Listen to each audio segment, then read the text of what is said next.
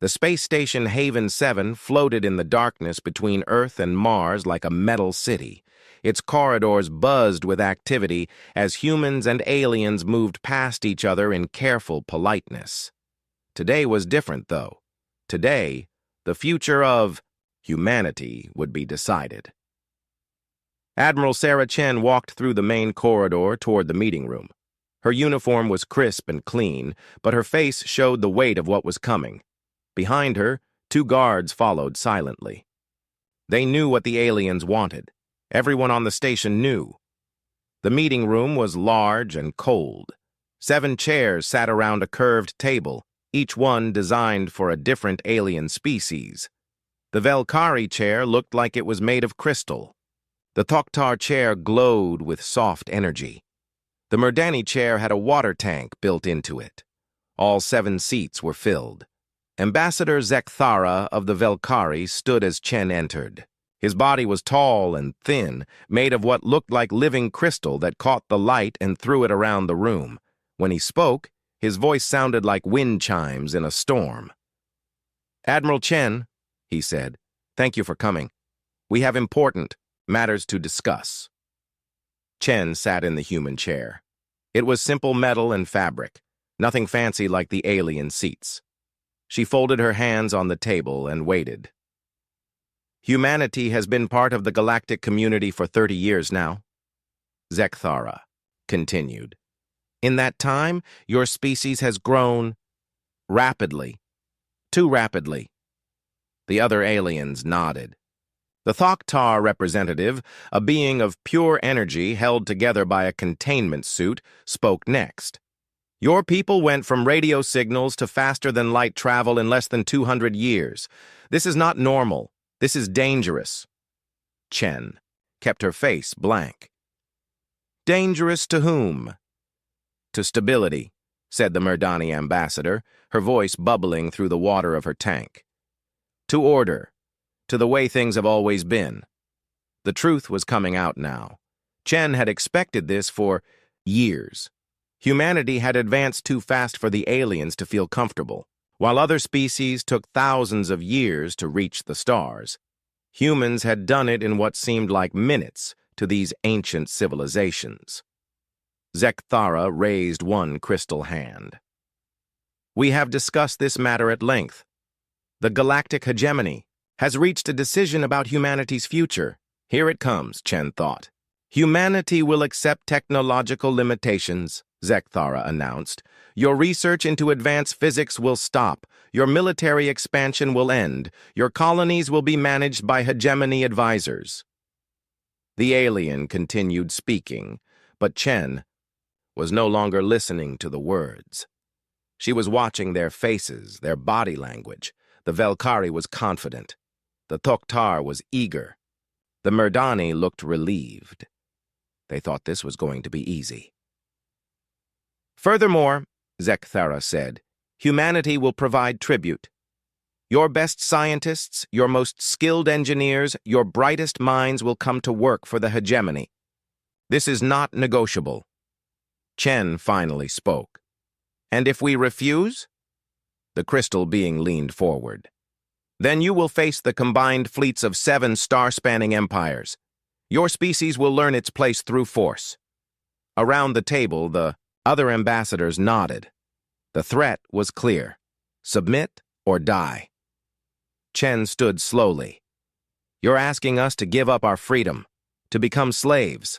We are offering you a place in the galactic order," the Thoktar said. "A junior place, yes, but better than extinction." "How generous," Chen replied, her voice flat. Zekthara seemed to take this as agreement. "We are pleased you understand. You have 30 standard days to begin implementation. Our fleets will arrive to ensure compliance." Chen looked at each alien face around the table. They were so sure of themselves, so certain that humanity would bow to their demands. They had studied human history, they claimed. They knew humans were violent, but they also knew humans could be reasonable. What they didn't know was that humans had been expecting this conversation for decades. 30 days, Chen repeated. "That's very generous of you." We have no wish for unnecessary bloodshed, the Merdani said. Compliance will benefit everyone. Chen nodded slowly. I'll need to return to Earth to discuss this with our government. This is a big decision. Of course, Zekthera said.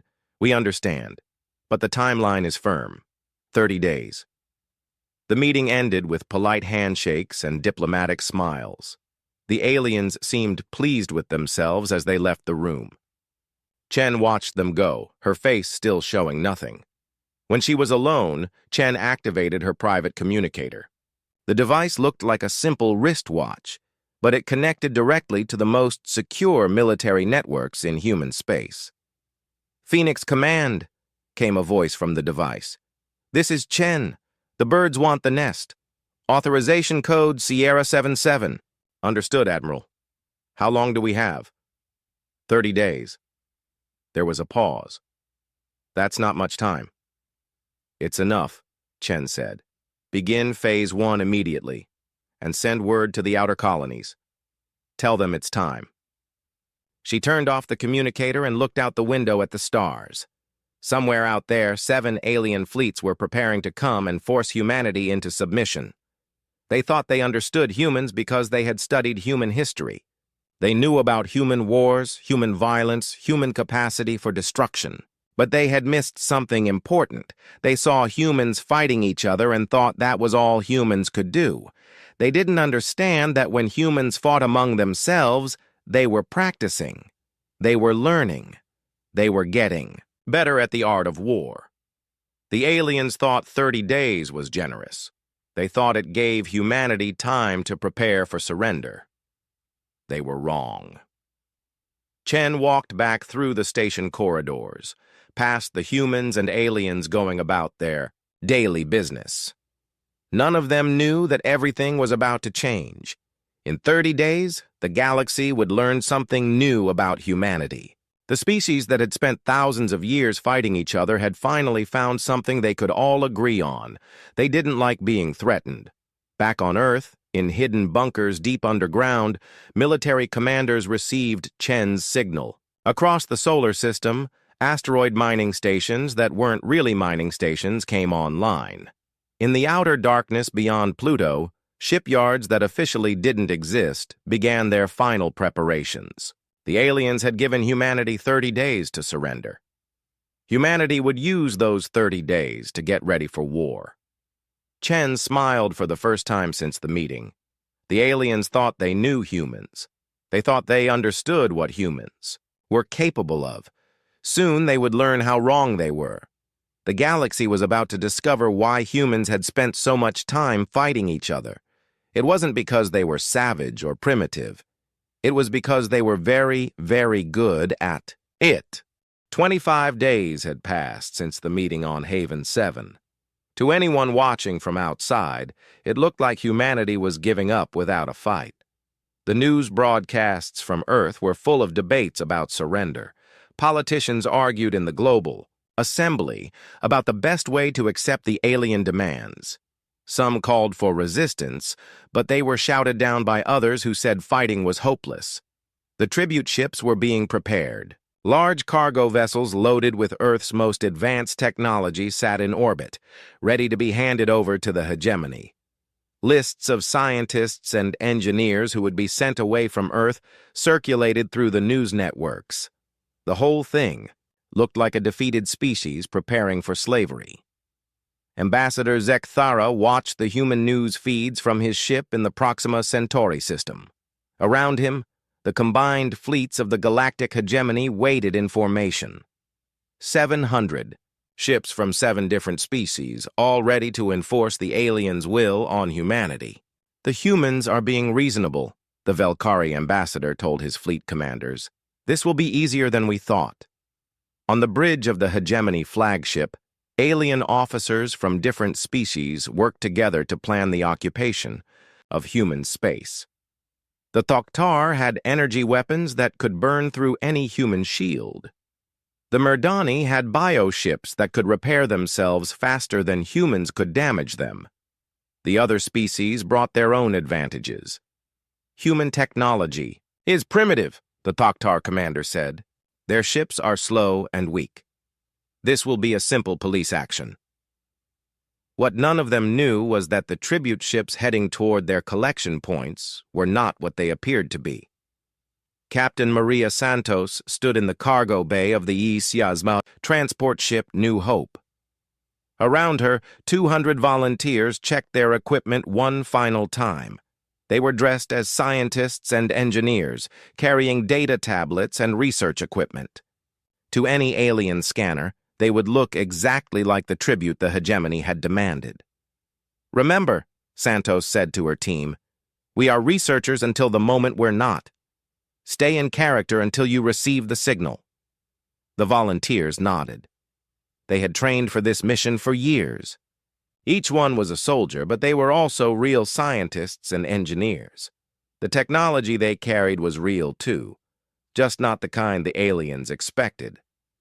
Santos looked at her watch. In 3 hours, they would dock with the Hegemony Collection ship. The aliens thought they were getting humanity's best and brightest to work for them. They were right, just not in the way they expected.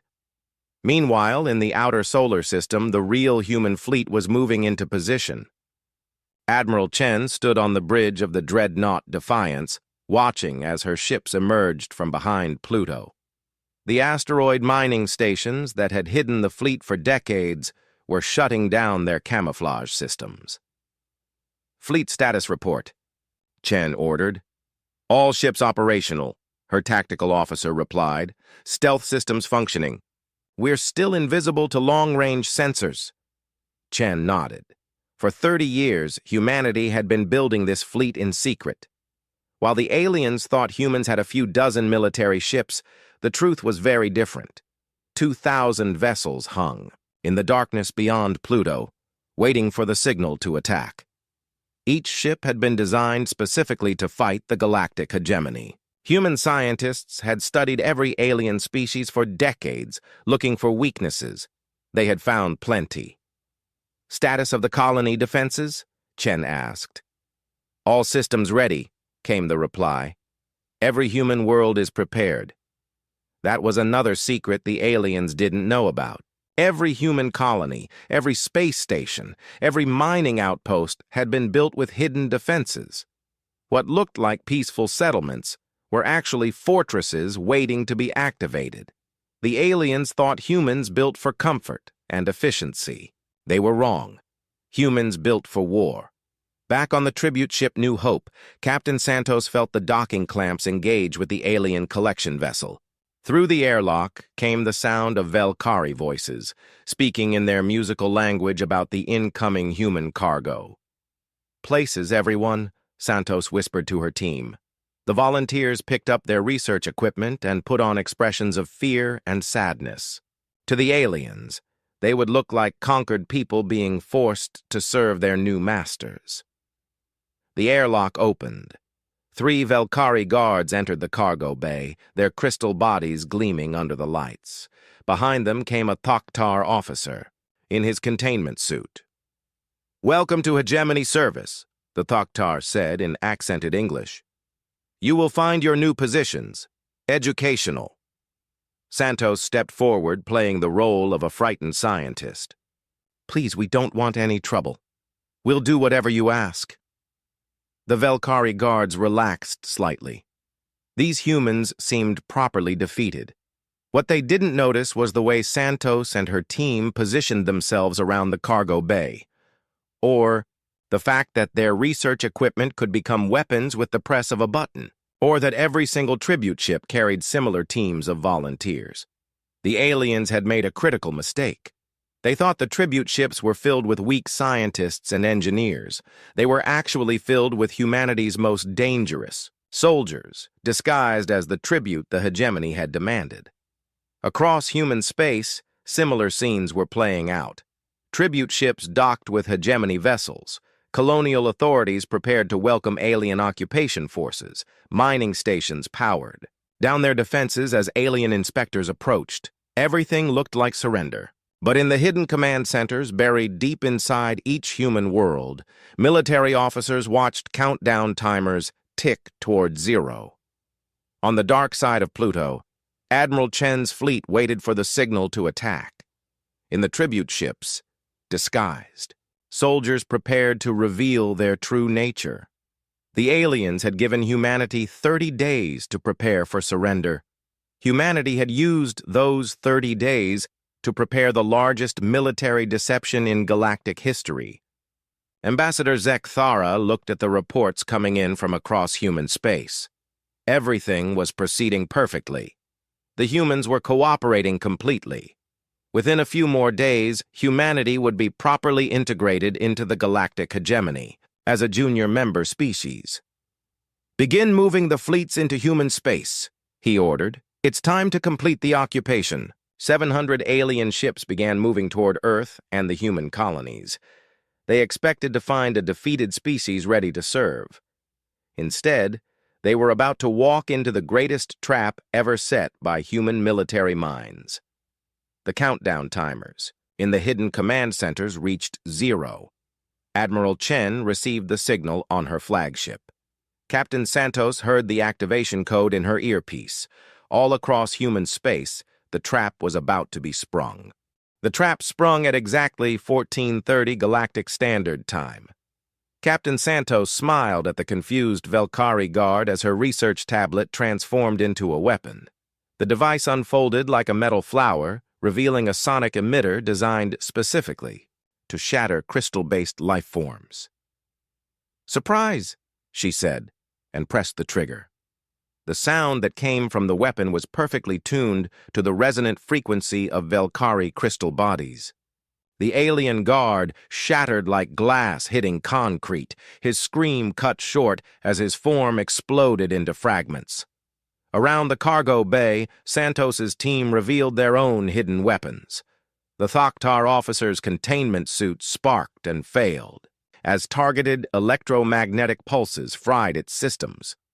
Without the suit, the energy being inside dispersed into harmless light. "Phoenix Team 1, cargo bay secured," Santos reported into her communicator. Beginning ship capture. Across the galaxy, similar scenes played out on every tribute ship. 200 teams of disguised soldiers revealed themselves simultaneously, capturing the alien vessels that had come to collect humanity's surrender. But the tribute ships were just the beginning. Admiral Chen watched her tactical display as the first reports came in. "All tribute teams report successful capture," her communications officer announced. "Phase 2 is go." Chen smiled grimly. "Signal the fleet. Begin Phase 2. From behind Pluto, 2,000 human warships emerged from hiding. They had been invisible to alien sensors, hidden by technology the galactic hegemony didn't know existed. Now, they moved toward the inner system at speeds that should have been impossible for human vessels. The hegemony fleets approaching Earth detected them too late. "Admiral!" came a panicked voice from the lead Velkari ship. "Unknown vessels approaching at high speed. How did they get so close without detection?" Ambassador Zekthara stared at his tactical display in confusion. According to all their intelligence, humanity had maybe 50 military ships. The display was showing 2,000 contacts moving toward his fleet. "Are our sensors malfunctioning?" he asked. "No, sir," his tactical officer replied. "All readings confirmed. We are facing a human fleet of unknown size and capability." On the surface of Mars, what looked like a peaceful research station suddenly sprouted weapon arrays from hidden compartments. The atmospheric processors on the human colonies revealed themselves to be massive defense platforms. Mining stations throughout the system activated shields and weapons that had been disguised as industrial equipment. The aliens had walked into a trap that had been 30 years in the making. Commander Thekvar of the Thoktar fleet tried to maintain formation as human ships appeared on all sides. His energy-based vessels should have been superior to anything humanity could build, but the weapons firing at him were unlike anything in the hegemony databases. "Their weapons are phasing through our shields," his weapons officer reported. "How is that possible?" The answer was simple. Humans had spent decades studying Thoktar energy shields, learning exactly how they worked. The weapons firing at them now existed partially in a different dimension, passing through the shields like they weren't there. The Thoktar ships began, dying one by one, their crews unable to understand how human technology could be so advanced. In the Merdani bioship Living Tide, Captain Sekaluna watched in horror as her vessel's living hull began to convulse and die. The humans were firing some kind of biological weapon that turned the ship's own healing abilities against it. "The hull is consuming itself," her bioengineer reported. "The humans have weaponized our own regeneration systems." The bioship, that should have been able to repair any damage, was instead eating itself alive. Its own healing processes turned into a virus that destroyed everything it touched. Admiral Chen watched the battle unfold with satisfaction. Every human weapon had been designed to counter a specific alien advantage. The Velkari's crystal ships shattered under sonic attacks. The Thoktar's energy shields were useless against phase weapons. The Merdani's bioships poisoned themselves with targeted nanoviruses. "Human tactics are working perfectly," her tactical officer reported. "Enemy casualties at 70% and climbing." But it wasn't just the weapons that were destroying the alien fleets. It was the way humans fought. The galactic hegemony had developed their military doctrines over thousands of years. Their battles followed ancient, ritualized patterns. Fleets met in open space and traded fire until one side withdrew or surrendered. It was civilized warfare, bound by traditions and honor. Humans didn't fight that way. Human ships used asteroids as cover, hiding behind rocks and striking without warning. They turned planets into weapons, using gravity wells to trap alien vessels. They employed strategies that no civilized species would consider. When a group of Velkari ships tried to retreat behind a moon, human engineers detonated charges they had secretly placed there months ago. The moon exploded, sending fragments through the alien formation at killing speeds. When Thoktar vessels attempted to regroup near a gas giant, human ships emerged from the planet's atmosphere where they had been hiding. No other species would have thought to hide inside a gas giant's crushing atmosphere.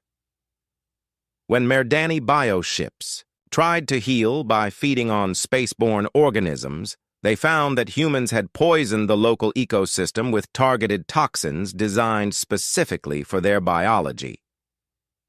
"This is not warfare," Ambassador Zekthara said in horror as he watched his fleets being destroyed. "This is savagery." His tactical officer, a being from a species that prided itself on civilized conduct, could only stare at the display.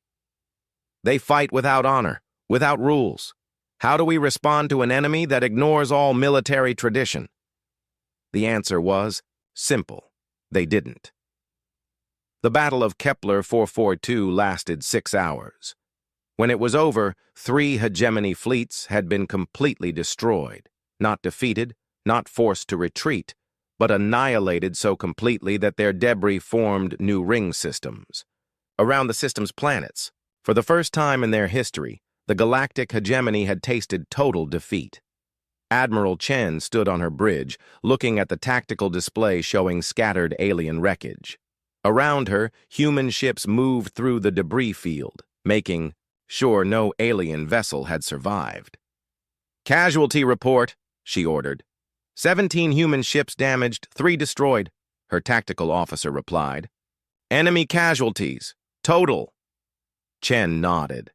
The humans had lost fewer than 20 ships while destroying over 300 alien vessels. It wasn't even close to a fair fight. But then, humans had never believed in fighting fair. "Signal all fleets," Chen ordered. "Phase 3 begins now. Time to take the war to them." Across human space, the story was the same.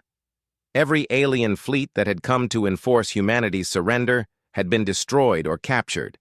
Every alien occupation force had been eliminated. Every attempt at compliance enforcement had ended in complete disaster for the hegemony. In the hidden command centers, human officers received new orders. The defense was over. Now came the attack. The aliens had demanded conflict. Humanity was about to show them what real conflict looked like. The galactic hegemony had never lost a war. In 5,000 years of galactic dominance, they had crushed every species that dared to challenge them. Their response to the defeat at human hands was swift and overwhelming. Or it tried to be. High Admiral Kesethara, Supreme Commander of Hegemony Forces, stood in the war room of their greatest military station.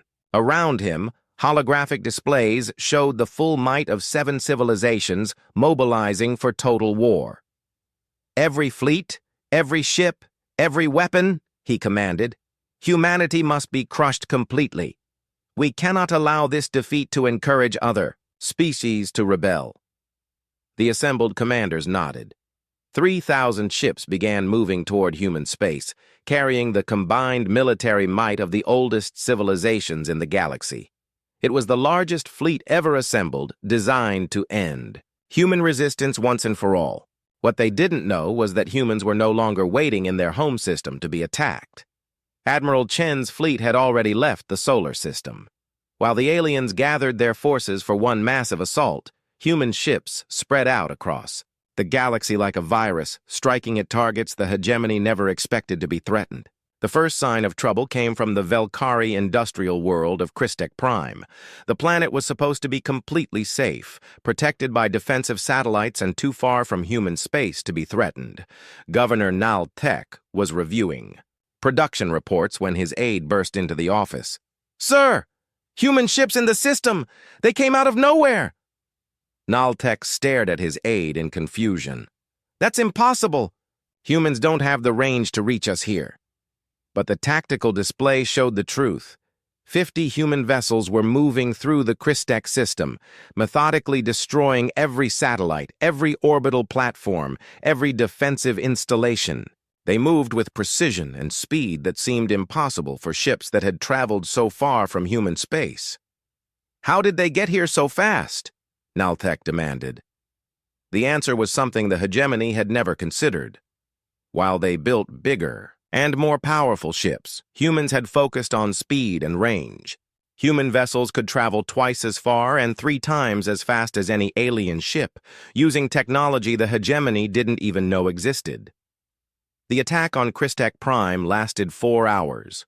When it was over, the planet's industrial capacity had been completely destroyed. The orbital shipyards that had built Velkari vessels for centuries were gone. The crystal cities below were intact, but the planet's ability to support the war effort had been eliminated. The human fleet vanished as quickly as it had appeared, jumping to faster-than-light travel before hegemony reinforcements could arrive. Similar attacks struck across hegemony space. The Thoktar Energy Research Facility at Gamma Centauri went silent. The Merdani bioship breeding grounds in the Vega system were poisoned with targeted viruses. Supply depots, communication arrays, and command centers throughout the galaxy found themselves under attack by human forces that appeared without warning and disappeared before help could arrive. High Admiral Kesethara watched his strategic display with growing horror. Red markers appeared across the map as human forces struck at targets throughout hegemony space. For every attack they stopped, 3 more succeeded. "This is not possible," he said. "How can they be everywhere at once?" His tactical advisor, a Thoktar named Velkan, studied the attack patterns. "They're not fighting to conquer territory, Admiral. They're fighting to destroy our ability to make war." That was exactly right. While the hegemony prepared for massive fleet battles, humans were systematically dismantling the infrastructure that made those fleets possible. No shipyards meant no new ships. No supply depots meant no fuel or ammunition. No communication arrays meant no coordination between different alien forces. But it was worse than just strategic targeting. The way humans fought violated every principle of civilized warfare. When hegemony forces tried to use civilian shipping to supply their fleets, human ships appeared and destroyed the cargo vessels without warning. When alien commanders tried to establish new supply lines, Humans poisoned entire asteroid fields with nanomachines that ate metal. When the hegemony attempted to build hidden bases, human forces found them and destroyed them before they could become operational. Most terrifying of all was how humans treated prisoners. Other species fought wars with rules about surrender and prisoner treatment. Humans didn't take prisoners who might be useful later. They eliminated threats completely. The siege of the Hegemony Command Center at Rigel Base showed the galaxy what human warfare really looked like. The base was supposed to be impregnable. It sat inside an asteroid field, protected by energy shields and defended by 3 full fleets. When human forces arrived, they didn't try to fight their way through the defenses. Instead, they turned the asteroid field into a weapon. Human engineers had spent weeks placing charges throughout the asteroid belt around Rigel Base. When they detonated those charges simultaneously, the entire field became a storm of high-velocity debris, moving at near-light speed. The energy shields that protected the base were designed to stop energy weapons and missiles, not millions of rocks moving at relativistic speeds. The shields failed in minutes. The 3 defensive fleets found themselves trapped in a debris storm that turned their own defensive position into a death trap. Ships that tried to escape were caught by the moving asteroids and destroyed. Ships that stayed in formation were slowly ground to pieces by the constant impacts. When the debris storm finally cleared, Rigel Base was gone. 300 ships and 50,000 alien personnel had been eliminated in a single attack that lasted less than an hour. The message was clear. Humans didn't just fight to win. They fought to make sure their enemies could never threaten them again. As reports of human attacks poured in from across the galaxy, the unity of the galactic hegemony began to crack. The Velkari were the first to break. After losing half their industrial capacity in human raids, their government sent a secret message to Admiral Chen. "We wish to discuss terms of surrender," the message read. "Our war is with the other species, not with humanity." The Thoktar quickly followed. Their energy-based technology was completely vulnerable to human phase weapons, and their fleets were being destroyed faster than they could be replaced. The Merdani held out longer, but even their bioships couldn't adapt fast enough to counter the targeted viruses humans deployed against them. Within 3 months of the first human counterattack, 3 of the 7 hegemony species had surrendered unconditionally. 2 others had retreated to their core systems, hoping isolation would protect them from human forces. Only 2 species continued to fight: the original Velkari hardliners who refused to accept defeat, and the insectoid Zektar who believed their numerical superiority would eventually overwhelm human forces. They were both wrong. High Admiral Kesathera stood in his command center, looking at a strategic display that showed red markers throughout his territory. Half the galaxy was either under human control or had surrendered to human forces. "How did this happen?" he asked his aide. "We outnumbered them 1,000 to 1. The aide, a young Velkari officer, looked at the display with understanding that his superior lacked. "They don't fight wars the way we do," he said quietly. "We fight to show strength, to gain territory, to demonstrate superiority. They fight to eliminate threats, completely." That was the truth the galactic hegemony had learned too late. Humans didn't want to rule the galaxy or establish their own empire. They wanted to make sure no one could ever threaten them again. And they were very good at getting what they wanted. Admiral Chen stood on the bridge of her flagship, watching the final preparations for the assault on the last hegemony strongholds. Around her, the largest human fleet ever assembled prepared for the final battle. "All fleets report ready," her tactical officer announced. Chen nodded.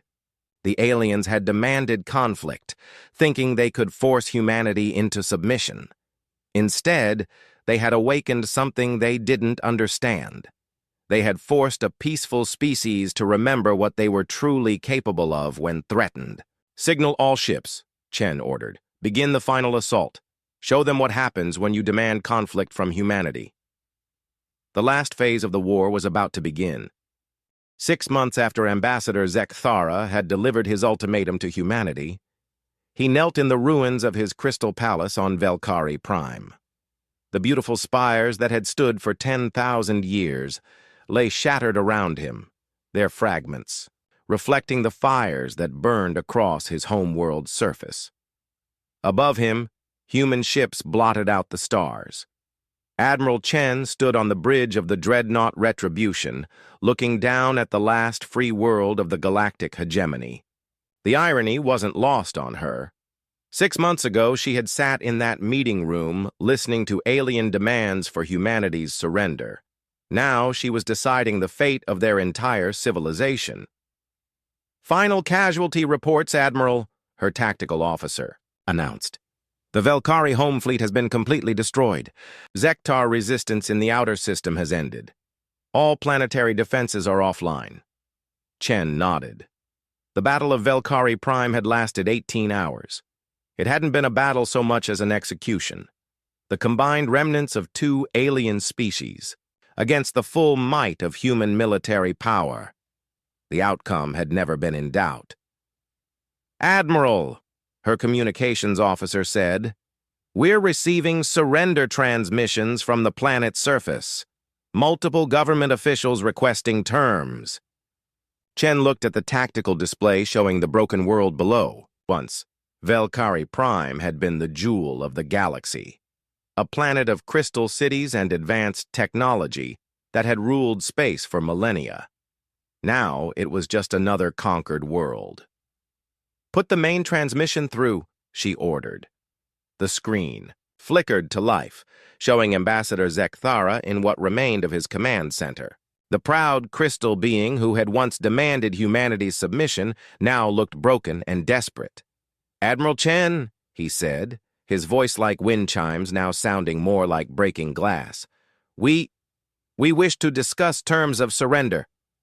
Chen studied the alien who had started this war. "The same terms you offered us 6 months ago?" Zekthara's crystal form dimmed. "Please. Our civilization is ancient. Our culture spans thousands of years. Surely there can be mercy for—" "Mercy?" Chen interrupted. "You came to us with ultimatums. You threatened to destroy our species if we didn't submit. You demanded our children, our scientists, our freedom. What mercy did you offer us?" The alien ambassador was silent for a long moment. We made a mistake. We underestimated your capabilities. If you had known we could. "Fight back. You would have destroyed us immediately," Chen said. "That's what you're saying, isn't it?" Zekthara couldn't answer because they both knew it was true. Chen activated the ship-wide communication system. Her voice went out to every human vessel in the system, and through them to every human world, across the galaxy. 6 months ago, representatives of 7 alien species came to us with demands. They told us to give up our freedom, our children, our future. They said if we refused, they would destroy us. They called it bringing order to the galaxy. She paused, looking at the ruined world below. They were wrong about many things. They thought we were weak because we preferred peace. They thought we were primitive because we were young. They thought we would surrender because we had never faced their combined might. On the surface of Velkari Prime, in the ruins of crystal cities, the remaining aliens listened to the human admiral's words with growing dread. But their greatest mistake was thinking that because we chose not to show our strength, we had none. They confused our restraint for weakness. They mistook our peaceful nature for inability to fight. Chen's voice hardened. Today, the galaxy learns the truth about humanity. We are not a weak species that can be bullied into submission. We are not primitive savages who can be easily conquered. We are the species that turned warfare into an art form through thousands of years of practice. We are the species that builds for war even when we plan for peace. Across the galaxy, on worlds that had surrendered to human forces, alien populations listened to the broadcast with the understanding that their old universe was ending. The galactic hegemony demanded conflict. They insisted on war. They chose to threaten the extinction of our species rather than accept us as equals. So we gave them what they demanded. Chen gestured toward the tactical display showing the destroyed alien fleets. We gave them conflict. We gave them war. We gave them the full measure of human capability when humans decide that something needs to be destroyed. The transmission reached Earth, where crowds gathered in public squares to hear their admiral's words. It reached the human colonies, where families whose children had been threatened by alien ultimatums listened with satisfaction. It reached the furthest human outposts, where settlers who had been marked for alien occupation now knew they were safe. To the species that chose to surrender early, that recognized their mistake and sought peace, we offer a place in the new galactic order. You will be treated with the respect you showed us when you laid down your arms. Chen's expression darkened as she looked directly at Zekathara. But to those who demanded our submission, who threatened our children, who forced us to choose between slavery and war, you receive the fate you chose for us. On Velkari Prime, Zekathara's crystal form began to crack with stress fractures as he realized what was coming. The Velkari government, the Zektar hive mind, and all who supported the ultimatum will face complete dissolution. Your governments will be dismantled. Your military capacity will be eliminated permanently. Your ability to threaten any species will be removed forever. Chen paused, letting the words sink in. This is not revenge. This is prevention. We are ensuring that the species who demanded our destruction can never threaten anyone again. The Admiral closed the communication channel to Zekathara and opened a new one to her fleet commanders. Begin implementation of Protocol 7, she ordered. All Velkari and Zektar military installations are to be completely destroyed. All government structures are to be dismantled. All space-capable technology is to be confiscated or eliminated. Around Velkari Prime, human ships began their work. Not killing the alien populations, but systematically destroying their ability to ever build starships, weapons, or governments again. Within hours, a civilization that had ruled space for millennia was reduced to a pre-industrial state. The same process repeated on every Zektar world. Hive structures that had coordinated interstellar empires were dissolved. Breeding chambers that produced warrior castes were sterilized. The species that had believed their numbers made them unstoppable discovered that numbers meant nothing against superior technology and absolute determination. As the last hegemony strongholds fell, Admiral Chen received reports from across the galaxy. The war was over. 7 species that had demanded humanity's submission had been reduced to shadows of their former selves. But the message had been sent to every species in the galaxy. On 1,000 worlds, alien governments received the same broadcast. The recordings of human military capability spread through galactic communication networks, showing what happened when humanity was forced to fight. The galaxy learned new words: phase weapons, dimensional warfare, systemic elimination. They learned new concepts: total strategic destruction, infrastructure targeting, technological regression enforcement. Most importantly, they learned a new truth about the species from Earth. Humans were not aggressive. They preferred peace and cooperation. They genuinely wanted to be part of a galactic community based on mutual respect and shared prosperity. But when threatened with extinction, when forced to choose between slavery and war, when given ultimatums by species who mistook kindness for weakness, humans responded without mercy. The age of the galactic hegemony was over. The age of human prominence in galactic affairs had begun, built on the ashes of those who had demanded conflict and received it in full measure. Admiral Chen stood on her bridge, looking out at the stars where human ships now patrolled to ensure peace. The galaxy was learning to respect humanity not because humans demanded it, but because they had proven what happened to those who didn't. The species that had spent millennia fighting each other had finally found something they could agree on. They didn't like being threatened, and when someone threatened them seriously enough, they would respond with everything they had learned. In those millennia of warfare, the aliens had demanded conflict. Humanity had given them exactly what they asked for, and the galaxy would remember for a very long time what that looked like. The stars looked different from the observation deck of the USS Odyssey. Captain Frank Miller stood with his hands clasped behind his back, watching the distant sun of Tau Ceti grow larger as they approached. After 20 years in space exploration, he still felt wonder at each new corner of the universe they uncovered. "Captain, you should see this." The voice belonged to Lisa Ward, his diplomatic officer. Her usually calm face showed excitement as she handed him a data pad. Frank looked at the readings. "Are these confirmed?" "Triple-checked, sir. We're picking up artificial signals, strong ones." The year was 2157. Humanity had spread throughout the solar system, with thriving colonies on Mars and Europa. But despite decades of searching, they had never found intelligent alien life. Until now. "Alert the crew.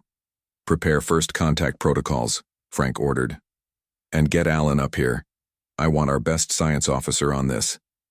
Within hours, the source of the signals appeared on their scanners. A massive ship, at least 5 times the size of the Odyssey, emerged from behind one of Tau Ceti's outer planets.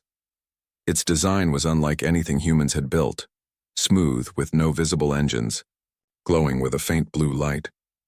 "They're hailing us," Communications Officer Joe Peters announced, his voice tight with tension. The bridge crew fell silent as the main screen flickered to life. The creature that appeared made several crew members gasp. It resembled a standing reptile with scaled skin in shades of green and bronze. Its eyes were large, vertical slits that seemed to take in everything at once. "I am Supreme Commander Crusade of the Zorian Imperium," the creature said, its mouth moving strangely around the English words. "We have been observing your transmissions for some time." Frank stepped forward. "I'm Captain Frank Miller of the Earth research vessel Odyssey. We come in peace, seeking knowledge and friendship." The alien's head tilted slightly. "Yes, knowledge. We are also seekers of knowledge. Perhaps we should meet in person to discuss friendship." After the call ended, the bridge erupted in excited conversation. Alan Jackson, the science officer, couldn't stop smiling. "Do you realize what this means? First contact, and they already understand our language." Only Diane Powell, the military liaison, looked concerned. "That's what bothers me. How long have they been watching us without making contact?" Frank understood her caution, but couldn't contain his own excitement. "We're making history today. I want a delegation ready in 2 hours. Lisa, Alan, Diane, you're with me." The Zorian ship sent a small transport vessel to collect them. As they approached the massive alien mothership, Lisa whispered, "It's beautiful." The outer hull shimmered, with colors that seemed to flow like water. They docked inside a cavernous bay where several Zorians waited. Up close, the aliens were even more impressive. Standing nearly 7 feet tall, their movements fluid and precise. They were led to a large room with a curved table and strange backless seats. "Welcome," said Crusade, entering with several other Zorians. "We are pleased to meet humans in the flesh." The meeting began well. The Zorians asked questions about Earth and human society. They seemed particularly interested in human biology and history. "Your species fascinates us," said one Zorian scientist named Vexnar. "So much genetic diversity, yet so much conflict in your past." "We've worked hard to overcome our violent history," Lisa explained. "The unification of Earth and the creation of the Space Exploration Agency 50 years ago brought our nations together with a common purpose." "And yet you arm your research vessels," observed Crusade, looking at Diane in her military uniform. "Standard precaution," she replied. "Space is full of natural dangers." 4 hours into the meeting, Alan was showing the Zorians data about human colonies when he noticed something odd. Several Zorians had left the room without explanation. and Krastal kept checking a device on his wrist. "Is everything all right?" Frank asked. Krastal's expression changed subtly. The friendliness in his eyes vanished. "No, Captain Miller. Nothing is all right. Your species represents a problem for us." The temperature in the room seemed to drop. Diane's hand moved closer to her sidearm. "I don't understand," Frank said. "We've shown no hostility." "It is not about hostility." Krastal stood taller. "It is about evolutionary trajectory. Our scientists have studied your species extensively. You are adaptable in ways that concern us. Unpredictable. Dangerous." Alan stepped forward. "If there's something about humans that worries you, we can discuss it. That's why dialogue is important." "Dialogue is irrelevant," said Krastal. "Our council has already decided. Humanity must be contained before you spread further." A loud alarm began to sound on Frank's communicator. Joe's panicked voice came through. "Captain, they're attacking the Odyssey!" "Our shields are failing." The transmission cut off abruptly. Diane drew her weapon, but two Zorian guards were faster. They fired strange weapons that released bursts of energy, hitting Alan and Frank. Both men collapsed. "Run!" Diane shouted to Lisa, firing her gun at the nearest guard. The shot hit the Zorian in what appeared to be its shoulder, causing it to stumble. Lisa and Diane bolted for the door.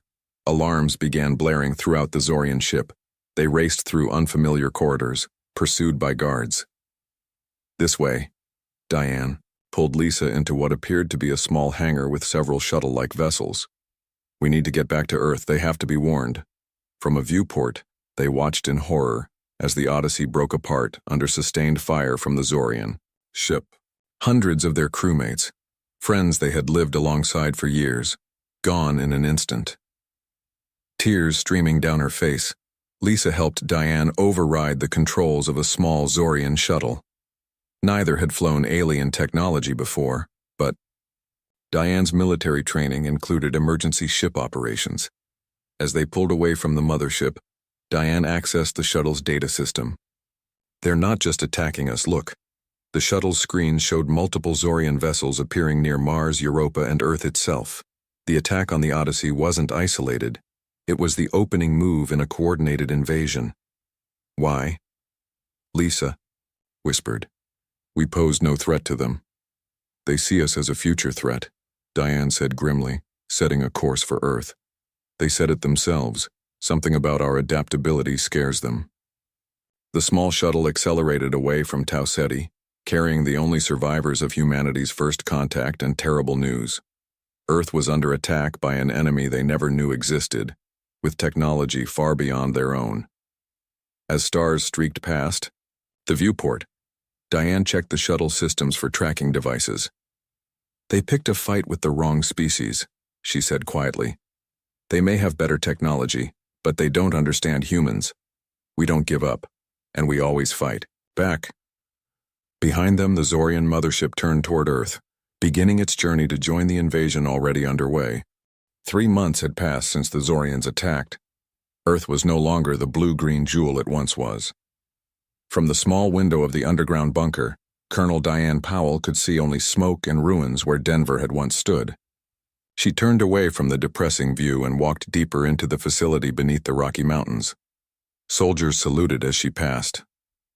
Their faces showed the same mix of exhaustion and determination she felt herself. 3 months of non-stop fighting had changed everyone. The hallway led to a large room filled with maps, screens, and tired military personnel. At the center stood General Howard Grant, his gray hair now completely white from stress. "Any news from the Chicago group?" Diane asked. Howard shook his head. "Radio silence for 2 days, but that doesn't mean they're gone. Steve knows to stay quiet when Zorian patrols are heavy." Steve Garcia had been a police officer before the invasion. Now he led one of the most effective resistance cells in the former United States. His group had managed to ambush several Zorian ground units and steal their weapons. "Dr. Collins wants to see you," Howard said. "Says he found something important in the wreckage you brought back last week." Diane nodded and headed toward the science section. Peter Collins had been a physicist at MIT before the war. Now he worked day and night studying Zorian technology, looking for any weakness they could exploit. The lab was crowded with broken alien equipment. Peter didn't look up when she entered. He was bent over what appeared to be a Zorian helmet, carefully taking it apart. "You wanted to see me?" Diane asked. Peter finally looked up, his eyes bright with excitement despite the dark circles under them.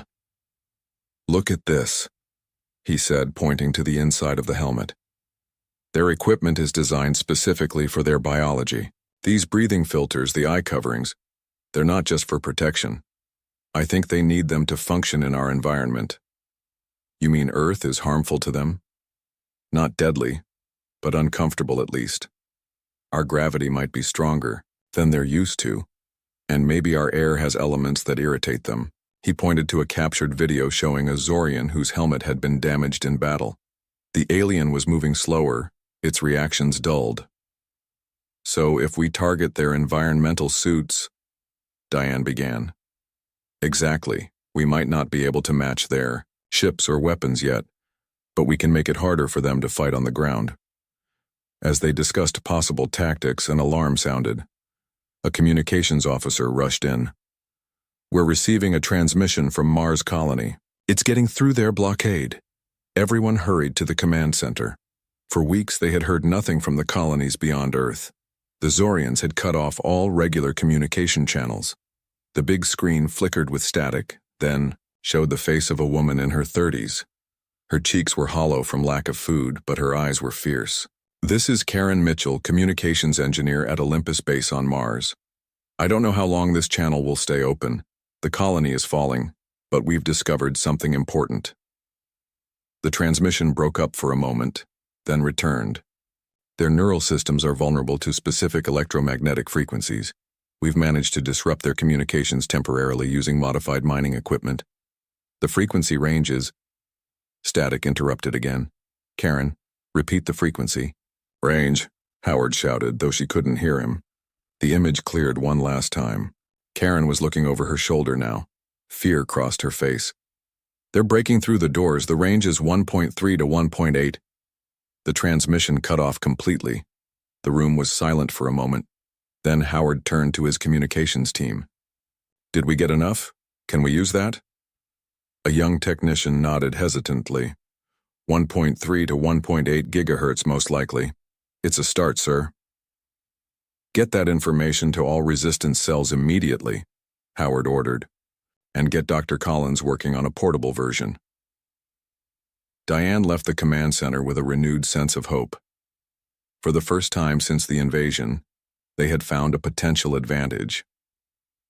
Far away in Chicago, Steve Garcia and his team were unaware of this discovery. They moved quietly through the ruins of the city, avoiding Zorian patrols. Steve had been leading his group of 20 survivors for 2 months. They lived in the abandoned subway tunnels, emerging only to gather supplies or attack isolated enemy units. "There's a patrol approaching the hospital," whispered Ben, his lookout. 5 of them with one of those floating weapon platforms. Steve peered through his binoculars. The Zorians moved with their usual precision, but he noticed something odd. "They're moving slower today." "It rained last night," said Maria, a former nurse. "I've noticed they seem to struggle more in high humidity." This observation matched what they'd seen before. The Zorians appeared less comfortable in certain Earth conditions. Steve made a mental note to test this theory further. "We'll skip this patrol," he decided. "Too well armed. Let's head east and check the pharmacy instead." As they moved through the ruins, Steve thought about how much his life had changed. Before the invasion, his biggest concern had been making detective. Now he led raids against alien soldiers and struggled to keep his people alive each day. They reached the pharmacy without incident. While the others gathered medical supplies, Steve found a working radio in the back office. He tried several resistance frequencies but heard only static. Then suddenly, a broken transmission came through. "All units. Discovered weakness. Electromagnetic. 1.3 to 1.8 gigahertz disrupts." Steve quickly wrote down the numbers before the transmission faded. He didn't fully understand what it meant, but any weakness in the Zorians was worth investigating. On their way back to the subway, disaster struck. A Zorian patrol appeared from a side street, cutting off their escape route. One alien raised its weapon and fired. Ben fell, clutching his shoulder. "Run!" Steve shouted, firing his own weapon. A modified Zorian gun they had captured weeks ago. The energy pulse hit the lead alien directly in its chest plate. The Zorian staggered but didn't fall.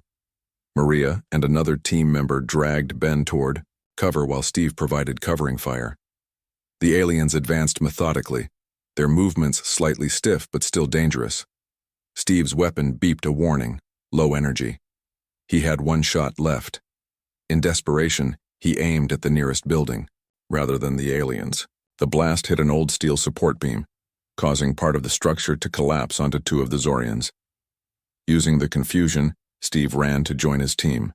They escaped into the maze of ruins, losing the remaining aliens after an hour of careful movement through collapsed buildings and debris-filled streets. Back in their subway hideout, Maria treated Ben's wound. "He'll live," as she said. But that was too close. Steve nodded, looking at the numbers he had written down. "We need to find out what this means," he said. "And we need to establish contact with other resistance groups. We can't keep fighting alone." As night fell over the ruined city, Steve made a decision. Tomorrow they would try to reach the military bunker in the mountains that they'd heard about from other survivors. If humanity had found a weakness in their enemy, every resistance fighter needed to know about it. In his makeshift bed, Steve thought about the world before the invasion. It seemed like a dream now. Peaceful, ordinary, safe. But he didn't waste time on nostalgia. The present demanded all his attention, and if there was one thing the Zorians had learned about humans in these 3 months, it was that they never stopped fighting, never stopped adapting. The aliens had the advantage, in technology and numbers. But humans had something the Zorians didn't understand yet, determination that grew stronger with each defeat. 6 months into the war, the mountain facility buzzed with an energy it hadn't known since before the invasion. Dr. Peter Collins rushed through the hallways, nearly knocking over 2 junior scientists as he made his way to the command center. In his hand, he clutched a tablet containing data that could change everything. General Howard Grant and Colonel Diane Powell were reviewing battle reports when Peter burst in. His normally neat appearance was disheveled, his shirt untucked, hair standing on end, eyes wide with excitement. "I've got it," he said, breathing hard. "I know why they can't predict us." Howard raised an eyebrow. "Explain." Peter placed his tablet on the table and pulled up brain scan images. "These are Zorian neural patterns from our prisoner. And these," he swiped to a new image, "are human patterns. See the difference?" Diane leaned closer.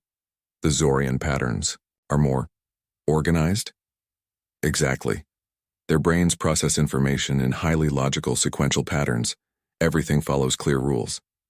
But human brains," he tapped the second image, "jump around. We make intuitive leaps. We use emotions in our decision-making. We're creative in ways they simply aren't." Howard frowned. "And this helps us how?" "It's why they attacked us in the first place," Peter explained. "They saw our unpredictability as dangerous. But it's also why their military strategies are failing against our resistance cells. They can't anticipate what we'll do, because we don't always do the logical thing." Diane sat back, letting this sink in. "So our advantage is that we're messy thinkers?" "Precisely." Peter nodded eagerly. "And we need to leverage that. Their entire military structure is rigid, hierarchical. Every soldier follows exact protocols. But we can be flexible, adaptive." Howard's eyes narrowed as he considered the implications. "You're suggesting we change our approach, move away from traditional military structure?" "For this enemy?" "Yes. Small teams with broad objectives but complete tactical freedom. Let them use human creativity against an enemy that can't handle surprises." The idea was radical, especially for career military officers like Howard and Diane. But after 6 months of devastating losses, they were ready to try anything. "Project Wildcard," Howard said finally. "That's what we'll call it. Diane, select our best officers to lead independent squads. Peter, prepare a briefing on Zorian psychology and tactical patterns. I want everyone to understand exactly how their minds work, and how ours differ. 3 days later, the first wildcard teams deployed. Among them was Steve Garcia's Chicago Resistance Cell, now officially designated Wildcard 7. They had reached the mountain facility 2 weeks earlier, bringing valuable field experience against Zorian patrols. Remember, Steve told his team as they prepared to return to Chicago with new equipment, we're not just fighting to survive anymore, we're testing their weaknesses, gathering intelligence, and hitting targets of opportunity. But how we do it is up to us. Maria adjusted the new electromagnetic disruptor on her belt, a device based on Karen Mitchell's discovery from Mars. So basically, we make it up as we go along. That's not so different from what we've been doing. Steve smiled. Except now we're part of something bigger. Across the planet, other wildcard teams launched similarly unpredictable operations. In the ruins of Sydney, Wildcard 3 used underground tunnels to emerge behind Zorian positions, attacking their vulnerable environmental control systems rather than engaging directly. In the Amazon, Wildcard 9 used the dense jungle to ambush alien patrols, then disappeared before reinforcements arrived. But the most significant test of Project Wildcard came in space. Near Jupiter, a salvaged Zorian scout ship drifted, apparently disabled. Inside, Navy Commander Greg Foster and his crew of 12 waited silently. They had purposely broadcast distress signals to attract attention. "Contact approaching," whispered his sensor operator. "Zorian cruiser, just as we hoped." Greg nodded but said nothing. Everyone knew the plan. It was simple but dependent on perfect timing and a healthy dose of human ingenuity. The massive Zorian cruiser approached cautiously, extending docking clamps to secure the smaller vessel. The moment the ships connected, Greg gave the signal, "Now." His crew pushed off toward the cruiser through the docking tunnel, carrying modified mining explosives. The other half fired up the scout ship's engines at full power, pushing against the docking clamps in a way they weren't designed to handle. On the cruiser, confused Zorians rushed to respond to this unexpected development. Their protocols covered standard boarding procedures, but not this bizarre combination of actions. By the time they organized a coherent defense, Greg's team had placed explosives at key junctions and retreated. The resulting chain reaction tore through the cruiser's power systems. Greg's scout ship pulled away just as secondary explosions began. The Zorian vessel, 10 times the size of their small ship, broke apart in a series of brilliant flashes. When news of the victory reached Earth, it sparked celebrations in the mountain facility. A single salvaged scout ship with 12 humans had destroyed a major Zorian warship. Project Wildcard was working. In the aftermath, Colonel Powell led a daring raid on a Zorian command center in the Australian outback. Unlike previous operations focused solely on destruction, this mission had a different objective: capture. "We need to understand them better," Diane had explained during planning. "And that means taking one of their commanders alive." The raid succeeded beyond expectations. Using electromagnetic disruptors to confuse Zorian communications and targeting their environmental systems, Diane's team penetrated deep into the facility. They captured not only valuable data, but also a high-ranking Zorian officer. Under controlled conditions at the mountain facility, the prisoner revealed crucial information. The Zorians had conquered 17 other species across multiple star systems, but none had resisted like humans. Their carefully calculated invasion plans had assumed Earth would be beaten within weeks. They hadn't prepared for a prolonged conflict with a species that refused to surrender and kept adapting to their tactics. "Your kind makes no sense," the Zorian told Diane during one interrogation session. "You continue fighting when all logical outcomes indicate your defeat." "Why?" Diane had smiled. "Because we're human. Logic isn't everything to us. Hope matters more." The Zorian had no response to this concept. Its species valued order, predictability, and clear hierarchies. The chaos of human resistance, different groups using different tactics, constant innovation, and seemingly irrational decisions that sometimes yielded surprising results, disrupted their entire approach to warfare. The 6th month of war ended. Humanity remained endangered but was no longer helpless. Project Wildcard teams operated worldwide, striking Zorian forces in ways they couldn't anticipate. Dr. Collins continued studying captured technology, making breakthrough after breakthrough. Howard coordinated these scattered efforts into a coherent strategy. For the first time since the invasion began, humans allowed themselves to feel something that had nearly been extinguished: hope. They were still outgunned and outnumbered, but they had found their advantage. The very unpredictability that had made the Zorians fear humanity was becoming their greatest weapon. The tide hadn't turned yet, but the first signs of change were visible. The Zorians had picked a fight with the wrong species, and now humanity was learning how to strike back. 1 year had passed since the Zorians first attacked Earth. In that year, humanity had changed more than in the previous century. Cities lay in ruins, billions were dead, but the human spirit remained unbroken. In fact, it had grown stronger. Colonel Diane Powell stood in the newly established command center near what was once Seattle. The original mountain facility had been discovered and destroyed 3 months ago, but by then, humanity had learned not to keep all their leadership in one place. Now they operated from a dozen hidden bases around the world, connected by secure communications that Dr. Collins had designed based on Zorian technology. Operation Boomerang is ready, she told General Howard Grant, who appeared on her screen from his position in the Australian outback. All teams report green status. Howard nodded. His face looked older, more lined, but his eyes burned with the same determination. Then we proceed at dawn. Remind all commanders, maximum unpredictability. Let the teams use their own judgment once targets are assigned. Operation Boomerang represented the largest coordinated human offensive since the war began. After a year of studying Zorian technology, tactics, and weaknesses, humanity was finally ready to hit back hard. Dr. Collins entered the room, his tablet displaying complex diagrams. Once a pure academic, he now moved with the confidence of a man who had seen his theories tested in battle. The Prometheus protocol is ready, he said. Karen's work was the key. Karen Mitchell had survived the fall of Mars colony and made it back to Earth 6 months ago. Her insights into Zorian neural interfaces had proven invaluable. Together with Peter, she had developed a virus designed to infiltrate Zorian networks and disrupt their neural machine connections.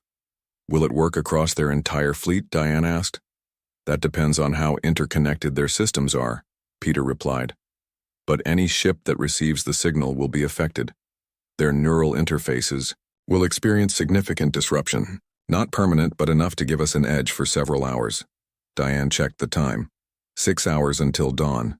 6 hours until humanity launched its counteroffensive across the globe and throughout the solar system. Get some rest, she told Peter. Tomorrow will be the most important day of the war.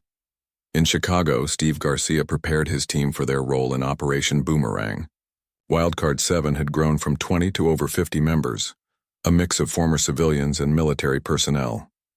They had become experts at urban warfare against the Zorians. Our target is their main communications hub in the city center, he explained, pointing to a map.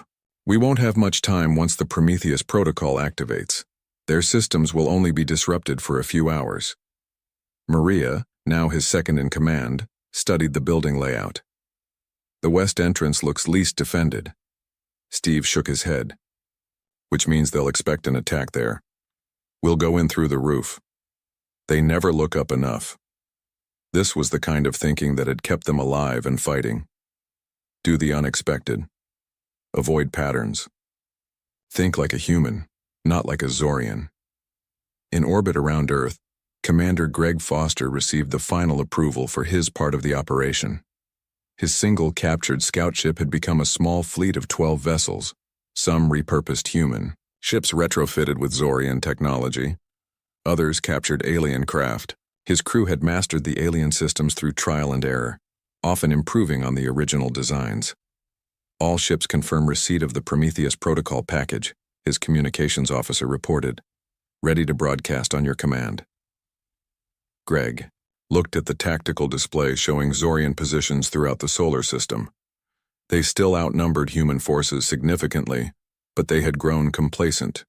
They hadn't faced a coordinated large-scale attack before. "Remind all captains," he said, "standard formations until the protocol activates.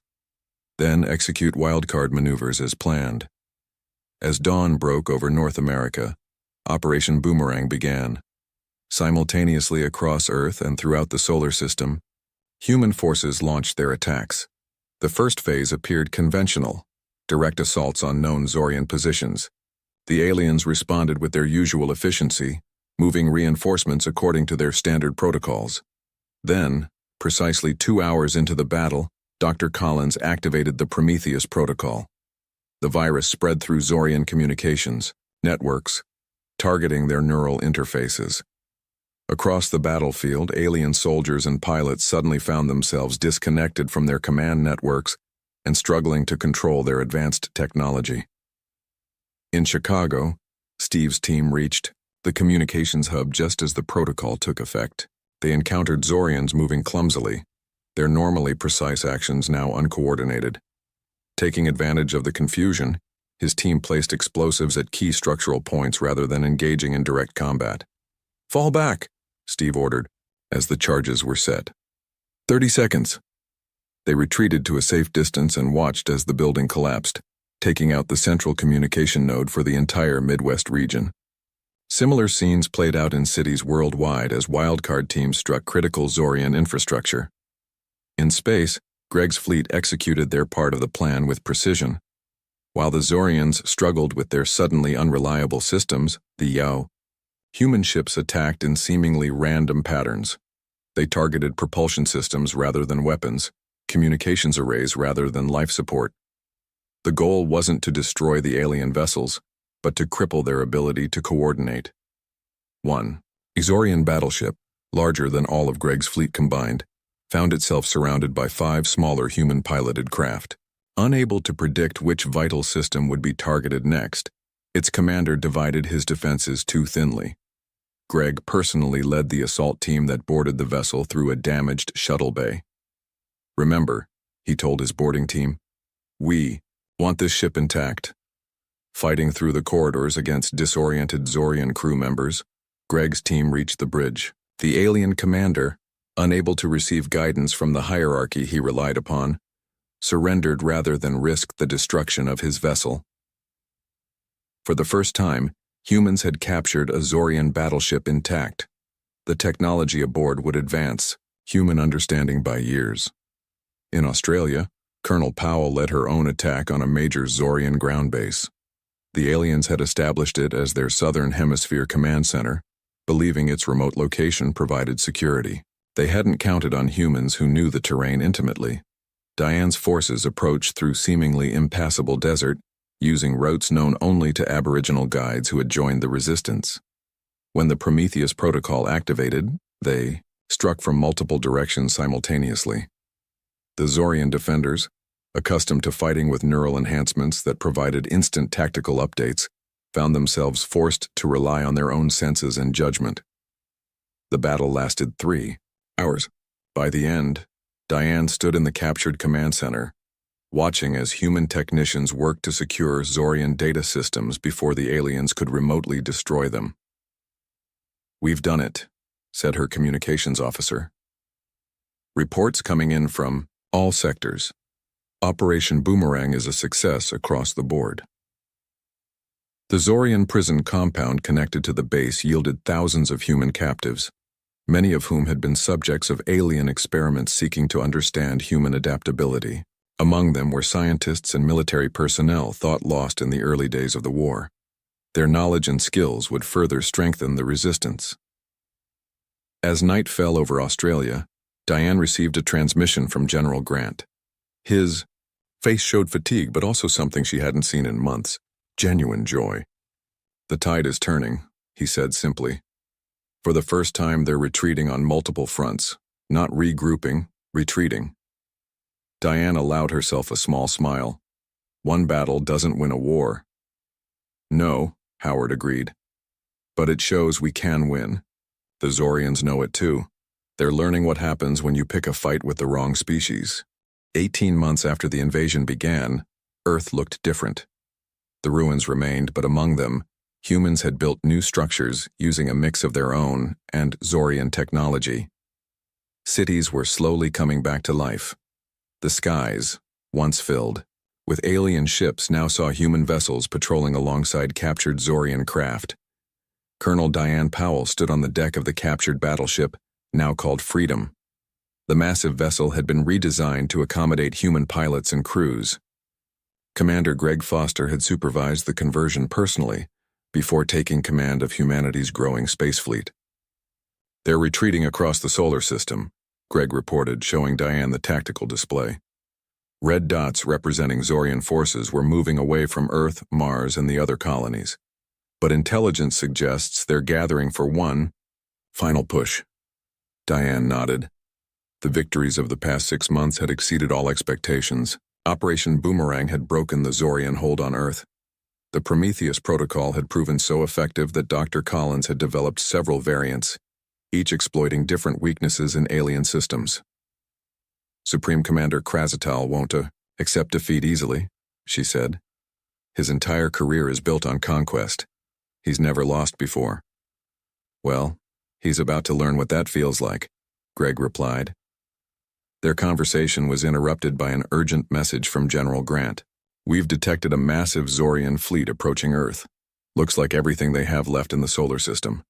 They'll be within strike range in 6 hours." Back on Earth, in the Seattle Command Center, Howard gathered his senior officers. Among them was Steve Garcia, recently promoted to major for his success leading urban warfare against the Zorians. "This is it," Howard told them. "Their final desperate move. They're committing everything they have left."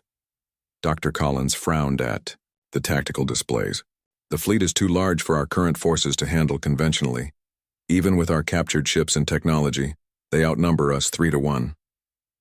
"Then we don't fight conventionally," Steve said. "We've never won by playing their game. We win by changing the rules." Howard nodded. "Precisely. And I believe it's time for our most audacious change yet." He turned to Peter. "Is Strike Team Alpha ready?" Peter smiled. "Colonel Powell can launch within the hour." As the Zorian fleet approached Earth, Supreme Commander Crusade stood on the bridge of his flagship.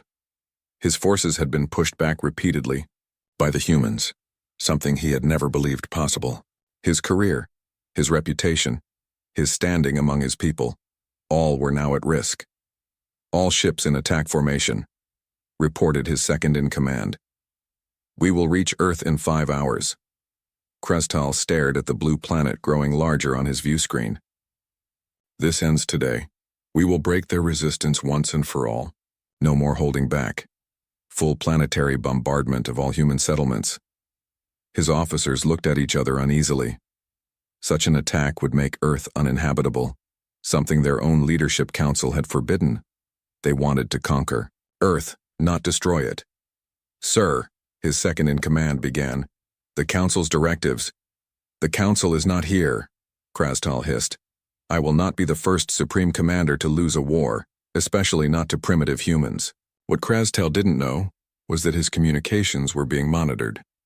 Strike Team Alpha, led by Colonel Powell, had already infiltrated his fleet using a captured Zorian scout ship. Their target was not just any vessel, it was Crusade's flagship itself. Diane and her small team of 12 specialists had trained for months for this mission. Using captured Zorian armor modified to hide their human life signs, they had boarded the flagship during a brief window when its shields were reconfigured for faster travel. Now they moved through service tunnels toward the command deck, guided by detailed schematics provided by the Zorian prisoner they had captured months ago in Australia. Their mission: capture Crusade alive and force a Zorian surrender.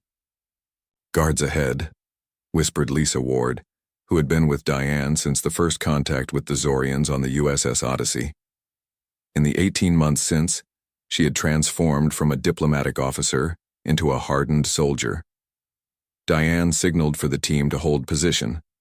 Then she activated a small device Dr. Collins had created, a localized version of the Prometheus protocol that affected only Zorian neural implants within a 20-foot radius. The guards suddenly clutched their heads in pain as their neural systems went haywire. Before they could recover, Diane's team neutralized them with stun weapons designed specifically for Zorian physiology.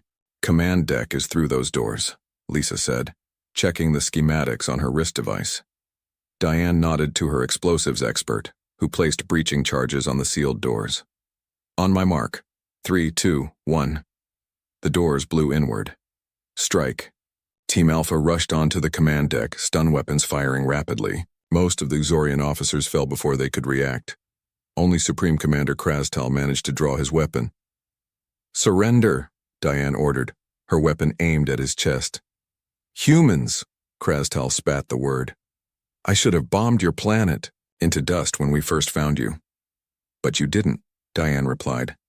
"And now it's too late." With the command deck secured, Lisa accessed the ship's communication system.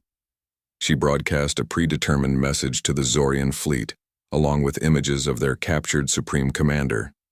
At the same time, Earth's combined defense forces launched a mix of human ships and captured Zorian vessels. They formed a protective line between Earth and the approaching fleet. On the flagship's command deck, Diane confronted Crusade with evidence they had gathered over months of fighting. "You lied to your own people," she said, displaying internal Exorian communications they had intercepted. "This war wasn't about humans being an evolutionary threat, it was about your fear." "Fear?" Crusade hissed. "The Zorian Empire fears nothing." "Not the Empire," Diane corrected. "You, your leadership caste. You feared what humans would become, not now, but centuries from now. You saw our creativity, our adaptability, and you recognized something your controlled society had lost long ago." The accusations hit home. Among the Zorian officers on the deck, a tall figure named Vexnar stepped forward. He had been watching the exchange carefully. "Is this true, Supreme Commander?" he asked. "Was this war launched based on projections rather than immediate threat?" "The projections were clear," Crusade insisted. "Given time, humans would spread through the galaxy, challenging our dominance. And so, you ordered our fleet to destroy a species that had shown us no hostility," Vexnar said quietly. "Billions of our soldiers have died fighting a war based on your fear of what might happen centuries from now." Other officers began murmuring among themselves. Diane recognized the moment for what it was: division in the Zorian ranks. She had counted on this when planning the mission. "This war can end today," she told them. "Humanity doesn't seek the destruction of the Zorian people. We only want our freedom and our world back." Vexnar looked from Diane to Crusade and back. Then he made his choice. "I am assuming command of this fleet," he announced. "Supreme Commander Crusade is relieved of duty pending investigation by the Council." Two Zorian officers moved to restrain Crusade, who looked stunned by this sudden turn of events. "All ships," Vexnar ordered into the fleet communication system. "Stand down weapons.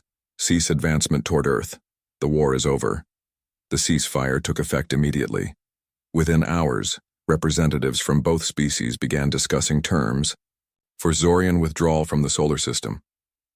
3 days later, Diane stood with General Grant, Dr. Collins, Commander Foster, and Major Garcia as they watched the Zorian fleet depart. They left behind a changed Earth, damaged but unbowed, and now in possession of technology that would have taken centuries to develop independently. "Do you think they'll come back?" Steve asked, watching the ships vanish into the darkness of space. "Not for a very long time," Howard replied. "They learned an expensive lesson." Diane thought about the entire 18-month ordeal, from first contact to final victory. "They picked a fight with the wrong species," she said quietly. "And now they know it." As the last Zorian ship disappeared from view, humanity looked to the stars with new eyes. No longer were they just tiny beings on a small blue planet. They had faced extinction and survived. They had faced a technologically superior enemy and won. The stars were no longer just points of light. They were destinations. And humanity, tested by fire, was ready to claim its place among them.